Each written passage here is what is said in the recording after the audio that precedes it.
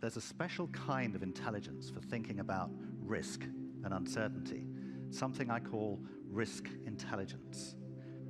Not all gamblers are fools. Some of them are experts. Surely gambling is just a matter of luck, they say. But that's not true. Poker, blackjack, and all kinds of sports betting offer the opportunity to exercise skill and expertise. Expert gamblers outperform novices in these games, and their expertise can make them very rich. And it's this ability that sets the expert gamblers apart from the problem gamblers and the leisure gamblers. The problem gamblers and the leisure gamblers both lose money over the long term. But it's not really the money these people are playing for in the end. It's more the thrill of winning, the adrenaline rush of the game. With the expert gamblers, things are very different. For them, it really doesn't thrill them that much to win. Think of it. If every time you pulled the arm of a slot machine, it paid out, soon it wouldn't be fun. It would be work.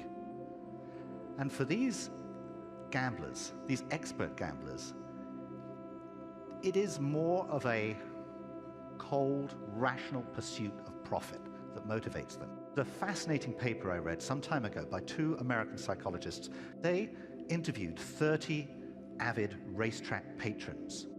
14 of them were just incredibly good at forecasting the odds, the final odds that would be offered on the horses just prior to the race. They were doing it all unconsciously. They would gather the information consciously, but then when it came to mulling it around in their heads, they'd kind of just literally think about it somehow. They didn't know what they were doing, but then out of nowhere, a number would pop into their heads. And that number was always remarkably close to the horse's actual chance of winning the race. And it's that I call risk intelligence. It's that ability to gather information from a wide variety of sources, mull it over in your head, and come out with an estimate. So how can all this help us make better decisions? So I want to finish off by just describing 3 simple ways in which you can use probabilities when making your decisions. The first way is simply to set a threshold. So for example, you might say, well, I'm only going to ask this person out on a date if I think that there's a 60% chance that they will say yes. And the great thing about this method is, of course, that everybody can set their thresholds differently at different levels, depending on how desperate you are to go on a date and how much you hate being rejected.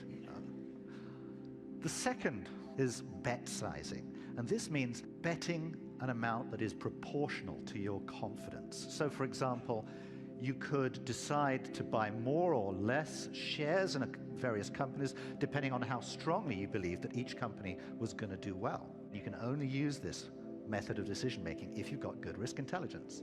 The third and most complex way of using probabilities when you use the concept of expected value. And expected value doesn't refer to any actual win or loss. It refers to the average amount that you would win or lose if you placed the same bet an infinite number of times. When they look at a roulette table or a blackjack game, the expert gamblers don't see the maximum amount that they could win or lose. They're not hypnotized by this like the rest of us. They just see the average amount that they could win or lose per bet, the expected value. They place their decisions in the context of a much longer time horizon. If you think this is the last race, the last roll of the dice, you might bet everything on it. The expert gamblers, they can take it or leave it. As one expert gambler told me, there's always another race. I don't have to bet my bank roll on this throw of the die or this horse race now. I can come back tomorrow.